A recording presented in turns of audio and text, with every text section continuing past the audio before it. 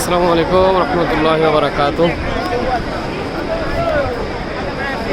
আল্লাহর সন্তুষ্টি অর্জনের জন্য এই ভাই বিভিন্ন হাজী সাহেবদের মাঝখানে পানি এবং খাবার বিতরণ করতেছে।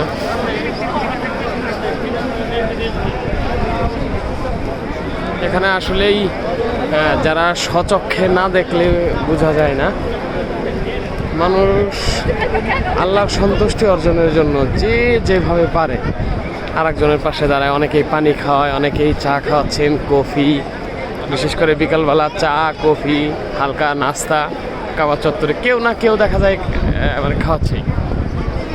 আলহামদুলিল্লাহ আলহামদুলিল্লাহ, আল্লাহ তাদের সাজা দান করুক।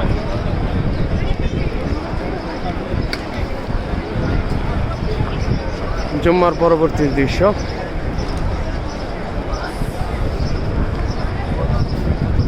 রাস্তায় কি পরিমাণ মানুষ!